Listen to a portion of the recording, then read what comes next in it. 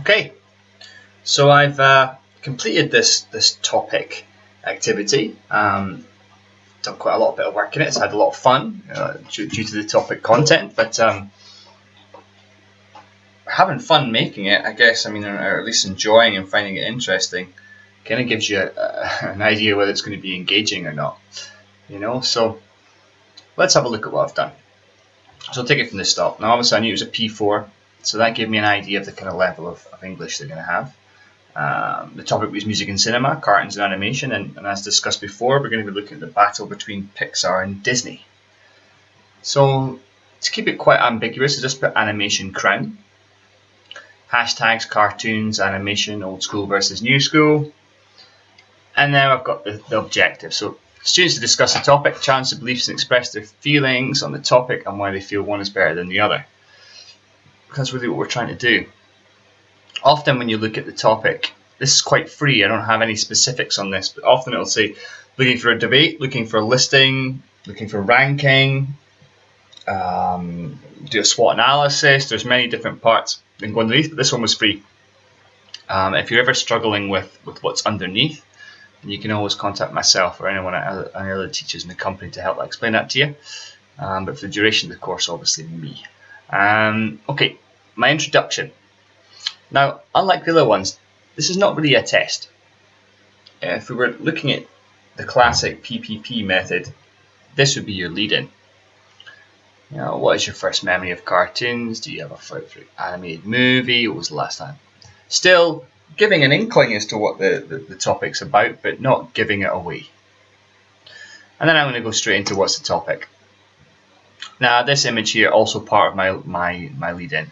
Now, I was going to put cognate recognition into here, but I've decided not to. There's quite enough material in this as it is. So we're just going to stick with this image. And you can see from the teacher's perspective, I need to just put something in,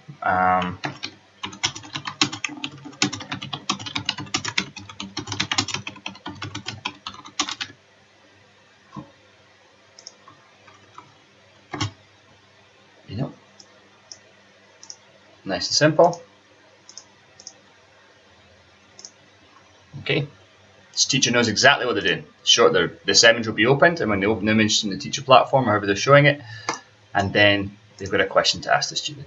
Okay, so let's look at giving some stimulus to them. This is my engaging part, also part of my lead-in. Now, we've got some material. So you see I'm working with images. Now, if you remember from the first video, I had a lot of material. What I actually did was I copied and pasted everything that I thought was relevant, and I ended up with about 1,000 words. And I just went through it and went, I don't need this, cut it down. I rewrote certain bits, tried to keep the language as simple as possible. You can see here I've just identified some points of some Disney films. Don't need the titles because I can put images in. Everyone knows what those films are. Okay, and it keeps it simple. If I remember rightly, it's 98 words. I cut it down from literally 980 to 98. And 150 is your limit for each one. You don't want them reading and reading.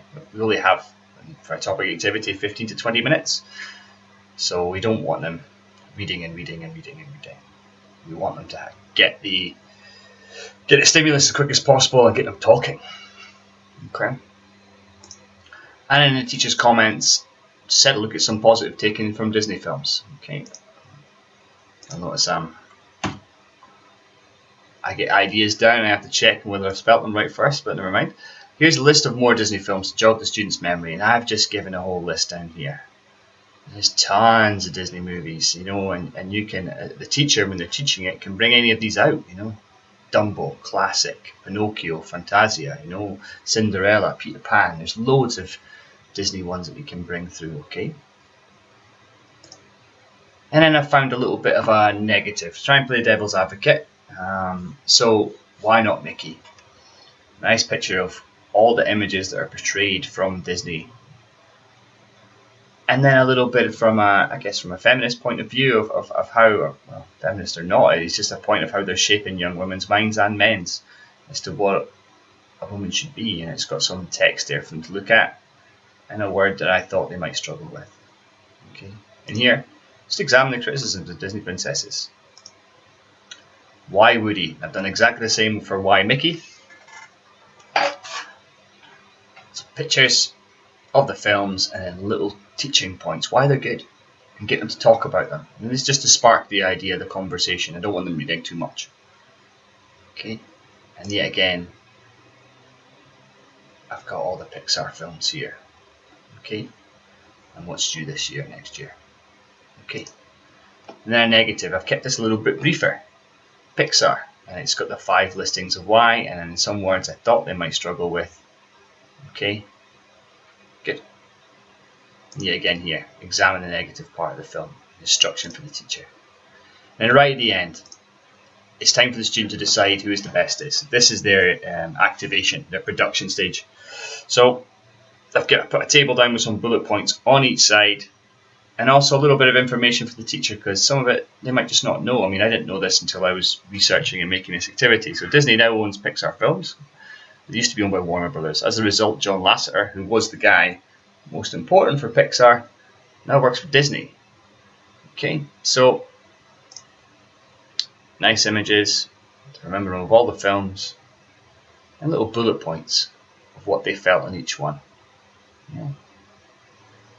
So the students can look at these and then what are they thinking? Use this language to old tropes, and there's an explanation of that because it's quite, I don't use that in my regular everyday English, so I had to go and look at what that meant too. Okay. So this is me. I've got 6 stages. Stage 1 is realistically they engage, and all of this 2 to 5 is stimulating. Getting them thinking, giving them stuff maybe they haven't heard before, challenging their beliefs, and then getting them to make a decision. In fact, there will be an element of activation through all this, because they'll be telling you opinions as you go through the stimulation. I mean, the stimulation is going to lead to them producing language and telling their beliefs. And here my wrap up is literally just prodding it a bit more, seeing what I've got from them. I've mentioned a little bit of the target language here, but it's not necessary an introduction and a wrap up on a topic activity. Okay. And you see what I've popped. And yet again, target language, nice and simple. Okay.